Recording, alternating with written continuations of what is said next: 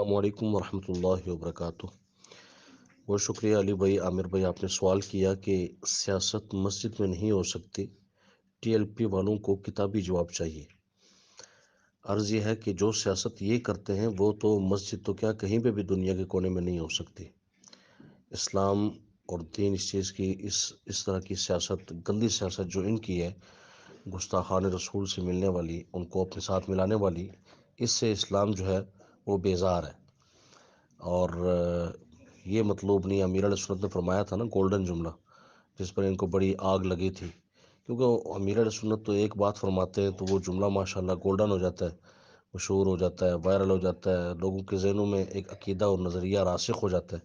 آپ نے فرمایا تھا کہ ہم گستاخان رسول سے بیزار ہیں، یہ نعرہ لگا تھا، مدنی چینل پہ بھی اس کی دھومیں مچی اور پوری دنیا میں۔ تو عرض یہ ہے کہ یہ جس طرح گستاخان رسول سے پیار کرتے ہیں، اللہ تعالیٰ فرماتا، اب یہ کتابی دلیل میں دے رہا ہوں، قرآن پاک جیسی کتاب تو کائنات میں نہیں ہے۔ فرمایا وَلَا تَلْبِسُوا الْحَقَّ بِالْبَاطِلِ وَتَكْتُمُوا الْحَقَّ وَأَنْتُمْ تَعْلَمُونَ۔ حق کو باطل سے نہ ملاؤ اور حق نہ چھپاؤ اگر تم جانتے ہو۔ اس کی تفسیر میں علامہ علی بن محمد خازن، تفسیر خازن اٹھائیے رحمۃ اللہ تعالیٰ، آپ لکھتے ہیں کہ حق کو چھپانا حرام ہے۔ کیوں؟ فرمایا اس لیے کہ اگر حق کو باطل سے ملائیں گے یا حق چھپائیں گے، ان دونوں باتوں میں فساد اور نقصان ہے۔ اب آپ بتائیں، انہوں نے حق چھپایا، کیا یہ نہیں جانتے کہ وہابیوں کے ساتھ میل جول رکھنا اور ان کے ساتھ سیٹنگ پروگرام کرنا، ایک تو یہ سرود بھائی بھی تھوپتے رہتے ہیں نا کہ وہ ایک تصویر ان کو مل گئی ہے بس ٹھیک ہے جی، وہ تو اتفاقی ملاقات تھی، ایک جلسہ تھا جس میں سب کو مدعو کیا گیا تھا، وہ فاروقی بھی آیا، تو وہ چلتے چلتے کہیں ملاقات ہو گئی اور اس نے ملا، اور ان کو تو اس چیز کی خبر بھی نہیں تھی، بس وہ سر راہ چلتے ہوئے ایک ملاقات ہوئی، کوئی سیٹنگ پروگرام نہیں تھا، کوئی طے شدہ پروگرام نہیں تھا کہ ہم جناب بیٹھ کے کوئی طے کرتے، جیسے ان کا جو ہے نا طے شدہ پروگرام تھا۔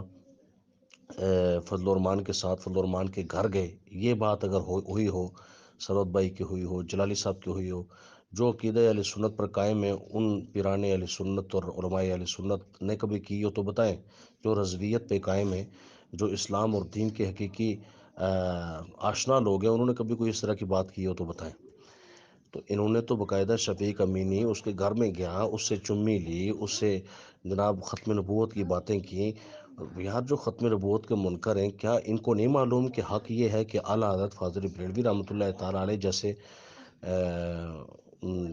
جو ہے عالم دین نے اور مفتی اسلام نے، امام علیہ سنت نے ان لوگوں کے اوپر جو ختم نبوت کے منکر ہیں، دیابنا تحذیر الناس میں لکھا ہے کہ جناب قاسم نانوتوی نے کہ حضور کے بعد نیا نبی آ جائے تو کوئی فرق نہیں پڑتا۔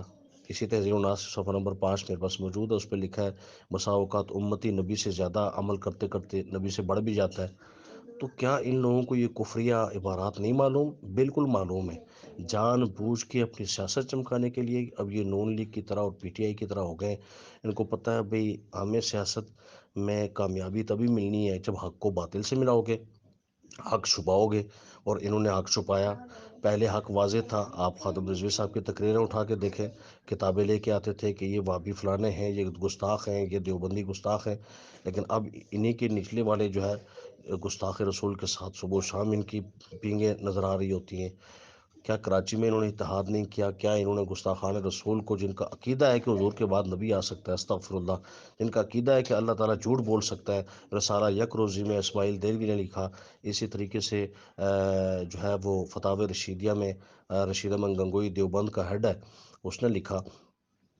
تو اعلیٰ حضرت نے ایک فتویٰ کفر لگایا ان کے اوپر، ان عبارات کی روشنی میں۔ یہ حق نہیں جانتے، یہ رضوی کہلاتے ہیں، اعلیٰ حضرت امام محمد رضا سے رضوی کہلاتے ہیں، ان کو پتہ ہے کہ حق یہ ہے، لیکن فرانس کا گستاخ ان کو گستاخ محسوس ہوتا ہے، اور جو اللہ کے متعلق کہ اللہ جھوٹ بول سکتا ہے، ان کو یہ دیابنا گستاخ محسوس نہیں ہوتے۔ کیوں؟ بھئی کرسی پہ آنا ہے تو باقی جو سارے کتے کھرکے کھوتے اور گستاخ سنی سارے ملا مرو کے چلتے ہیں، ہم بھی اسی طرح سیاست کریں۔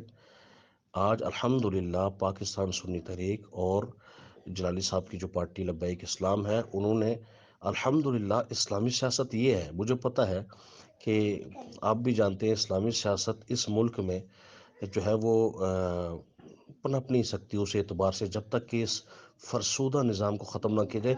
میں نے جو ہے وہ سرورت بھائی کی آج ویڈیو سنی، جس کو میں نے اپنے پیج وغیرہ پہ لگایا بھی ہے، بہت خوبصورت پیغام دیا آپ نے اس فرسودہ نظام کے خلاف، بہت بہترین، وہ سننے کے لائق ہے۔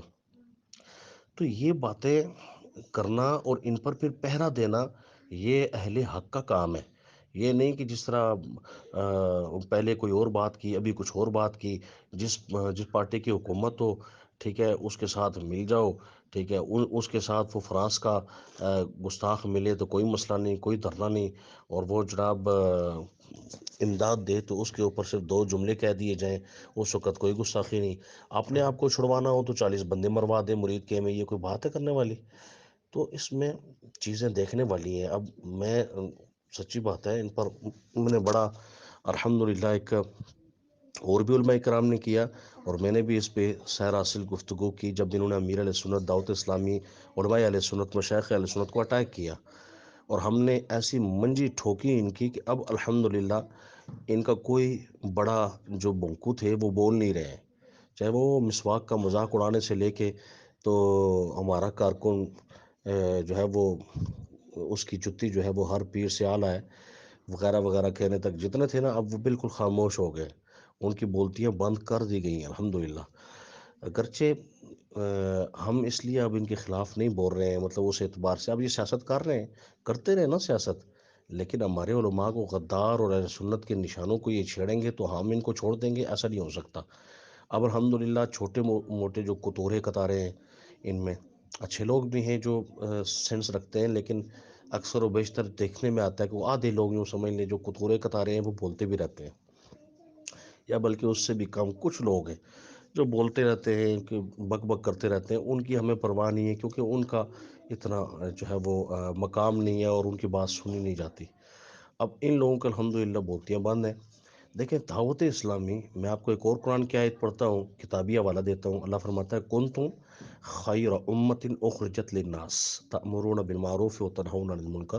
یہ سیاست کا اللہ تبارک و تعالی نے باقاعدہ بتا دیا کہ اسلامی سیاست کیا ہوتی ہے۔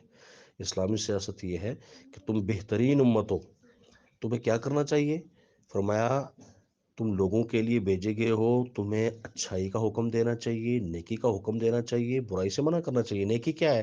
جیسے امیر علیہ سنت کا بیان آیا باقاعدہ کہ ہم ہڑتال نہیں کرتے، جس طریقے سے یہ فتنہ فساد دنگا یہ وہ کرتے ہیں، یہ ہم نہیں کرتے، لوگوں کو نقصان، املاک کو نقصان ہم نہیں پہنچاتے، بلکہ ہم کیا کرتے ہیں، ہم لوگوں کی خدمت کرتے ہیں، ہماری تحریک نیکی کی تحریک ہے۔ کیا مطلب؟ نیکی کا کیا مقصد ہے؟ FGRF پوری دنیا میں اس ٹائم بھی ترکیہ میں اور سیریا میں اور لبنان میں اور دیگر جگہوں پہ کروڑ ہاں بلکہ اربوں روپے کے جو ہے وہ سامان لوگوں میں بانٹ رہی ہے، ان غریبوں کو دے رہی ہے۔ یہ ہے اسلامی سیاست، عمل کر کے دکھایا۔ یہ تو زبان نال گلاں کر دینا، مہنگائی مکاؤ مارچ، مہنگائی کو ختم کرنے کے لیے انہوں نے جو ہے وہ ایک رکھا کہ جناب ہم ہڑتال کریں گے۔ پہلے کہا جی 10 روپے بھی مہنگے ہوئے تو ہم چھوڑیں گے نہیں۔ ہڑتال کرنے کے بعد انہوں نے 5 روپے سستا کیا تو یہ اس پہ لوگوں کو کہنے لگے جی دیکھو جی 5 روپے ہم نے کم از کم سستا تو کر دیا ہے، بھائی تم نے 10 کی بات کی تھی کہ 10 روپے بھی مہنگے ہوئے، کیا 10 سستے؟ یہ تو تم نے اس طرح کر دی کہ پہلے بھی انہوں نے 20 روپے کیے تھے، اب آئندہ بھی یعنی 20 روپے یہ زیادہ کریں، اور آپ کے احتجاج کے بعد 5 اس میں سے کم کر لیں، 15 اسی طرح ایز اٹ از بڑھتے رہے۔ یہ آپ لوگوں کو تاجہ حوالدار سمجھتے ہیں؟ لوگوں کو آپ نے بیوقوف سمجھا ہوا ہے کہ ان کو سمجھ نہیں آئے گی؟ اس کو منع کرو۔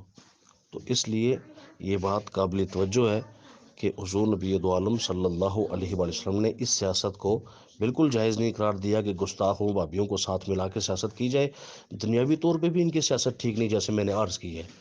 دیکھیں نا یہ تو وہ بات ہو گئی، ایک بادشاہ تھا، انہوں نے مہنگائی ہو گئی تو ایک تندورچی تھا جس نے جو ہے وہ 10 روپے مہنگا کر دیا روٹی کو، تو لوگوں نے احتجاج شروع کر دیا، اس کو تندور بند کرنا پڑا کیونکہ روٹی کوئی نہیں لے رہا تھا۔ وہ بادشاہ کے پاس آیا، مہنگائی بہت ہو گئی ہے، میں نے روٹی مہنگی کی 10 روپے، تو وہ جناب لوگوں نے کھانا چھوڑ دیا، مہربانی کریں۔ انہوں نے کہا اس طرح ہے تم جاؤ جا کے اب 20 روپے کر دو۔